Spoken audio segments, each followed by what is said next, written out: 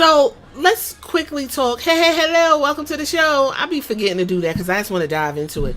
Let's talk about the Bloomberg power players that took place in New York City. It was some interesting things that were said that took place. And it also showed me that there's a big disconnect to what WWE is promoting and what we as the WWE audience is taking from the product. Okay? Roman Reigns and Paul Heyman represented for the company well. Roman is not a guy that you would want to do a lot of talking. He is literally good looking, give you the information quickly and go. Paul Heyman is just an asset to WWE, an asset to WWE. They do, if they don't know what they have in Paul Heyman and why this man is not deeper into creative, I don't know what is. And watching this just solidifies it every time it is time to really discuss anything of importance. Okay, so let's dive into a couple things. I'm going to play some of the stuff. Hopefully they don't come running me down, but you got to hear some of the things that I thought was really interesting in this power players out of New York that took place September 5th, 2024. So we already got the first piece of information about what WWE might look like when they go to Netflix. I already did a podcast on that. I prefer that they stay between PG-13 and TV-14. Anything beyond TV-14, I think they're overdoing it and they're trying to relive a heyday that they won't have again. Attitude Era is done. Okay? Roman Reigns essentially echoed what I said. He feels like they have their values. They need to stick to it. You don't have to be gratuitously over the top, sexual and nasty in order to tell stories. So we got that part out the way. It's the other parts that some people have been missing. It's kind of high. It's hard to kind of tune in occasionally and pick up on these different story threads and understand it and be part of it right away. You know, you have to catch up on a lot of stuff. Kim knows because he's been watching this since he was a kid. The fact is that scripted content like this might be kind of hard for some adults to get over before they really join in the fandom. So I'm curious about what have you guys learned about how to make your sport more accessible to newcomers, yet specifically relevant to the diehard fans like him, so that you serve both audiences? Well, we have to do exactly that. We have to serve both audiences, the casual fan and then the fan that we believe is completely tuned in with what we're doing every single week. And as a talent, this is where it can get, a little bit tricky Paul would tell you, I don't like to recap. I don't like to talk about last week's program because I'm focused on what we're pushing forward this week.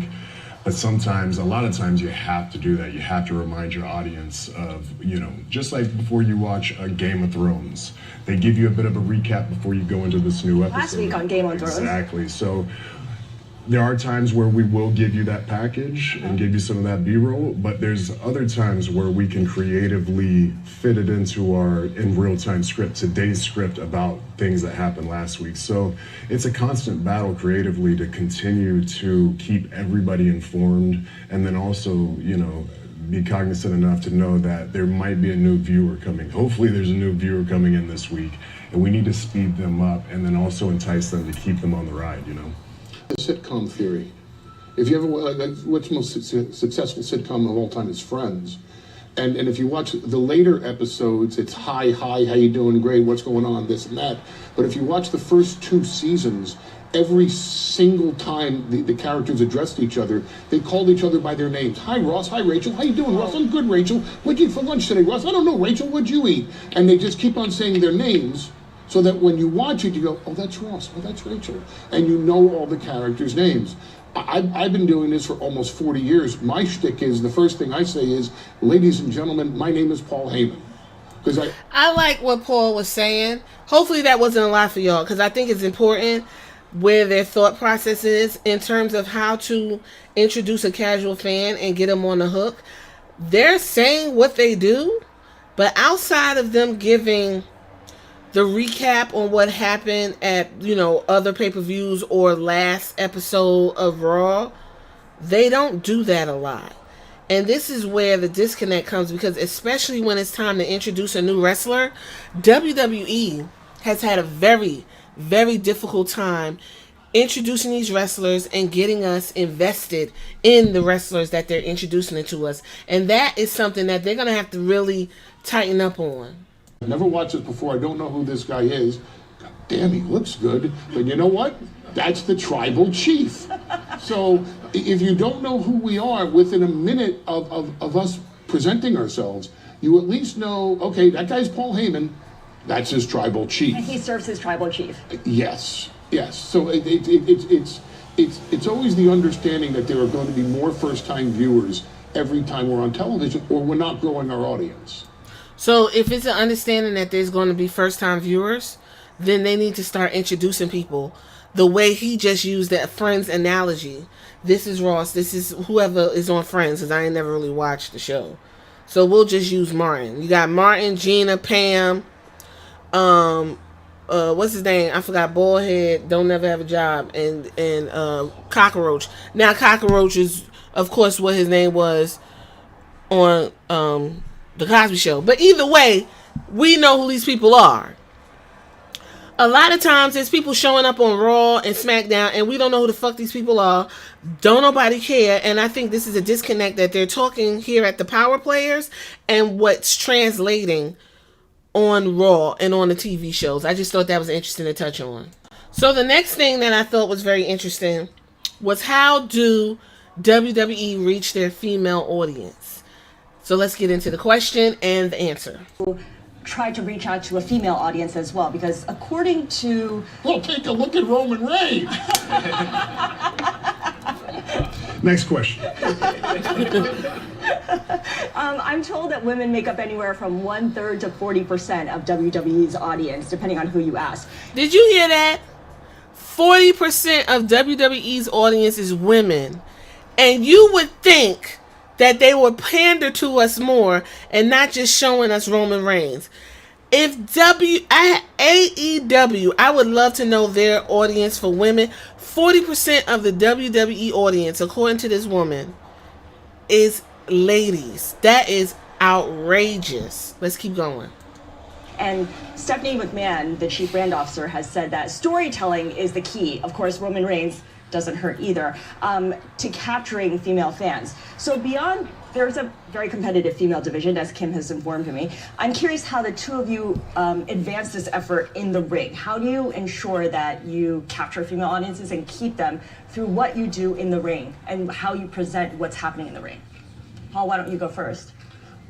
I let the product speak for itself. We have so many we have in WWE right now what is the equivalent to when the Williams sisters came onto the tennis court.